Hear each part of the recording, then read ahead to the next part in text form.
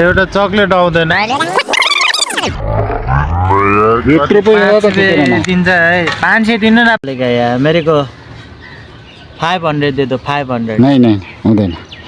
हेर भाइ ल तिमीलाई 5 रुपैयाँ दिएको भएन हेर मासला माग्नेको स्ट्यान्ड म आज यहाँ बजार गएको थिएँ बजारबाट फर्किरहेको छु यसरी नै घरमा चाहिने के आलु टमाटर गाजरहरू के सामानहरू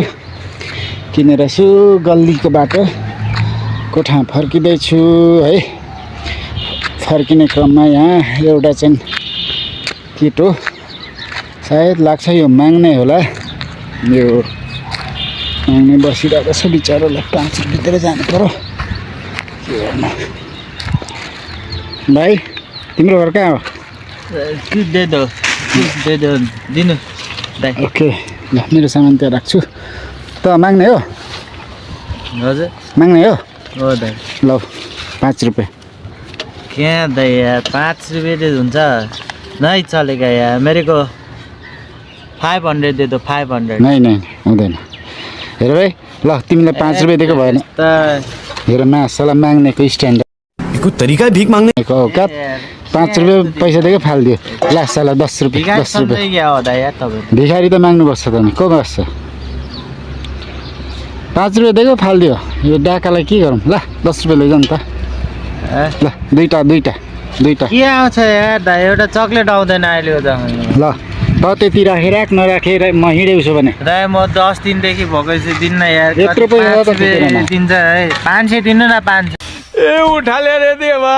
उठा ले रे बाबा मुझे अमीर को नहीं रे ये दो गरीबों को उठा 500 दिनु न 500 माग्नेलाई 500 साला 10 रुपैयाँ दिँदा पनि नहुने यसलाई त के गर्नु यस्तो मान्छे चाहिँ 5 रुपैयाँको के आउँछ एउटा लड्डु नि आउँदैन यार लड्डु होइन भाइ तँले गएर खड्डु खाने होला त्यसैले 10 रुपैयाँ पाइस् बस म गएँ अब म भन्दा त तपाईँ भिखारी रहेछ कसरी भाइ तँलाई पैसा दिने म भिखारी हजुर तपाईँ म भिखारी गएँ अब टक मेरो सामान उठाउँछु अनि चल्दिन्छु म कहाँ छ गोजी यतातिर छ कि क्या हो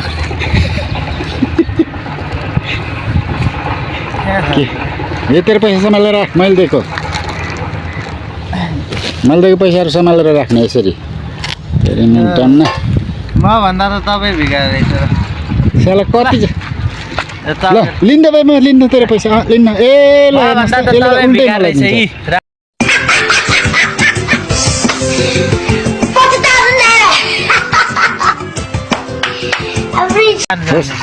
ल तै राख 13,000को नोट तै राख म गएँ ल भाइ म गएँ माग्नेको स्ट्यान्डर्ड यार मलाई उल्टै 1000 रुपैयाँ दिन्छ ए बाबा के समय आयो यार यस्तो ऊ माग्नु बसिरहेछ मैले 5-10 रुपैयाँ दिँदा पनि हुँदैन उल्टै 1000 रुपैयाँ दिन्छ ल यो माग्नेको औकात हेर्नुहोस् है अचेल यस्तो छ माग्नेहरू यस्ता छन् अचेल यति नदिए लान्न भन्छ है ल आदरणीय दर्शकहरू यस्ता छन् अचेलका माग्नेहरू है त।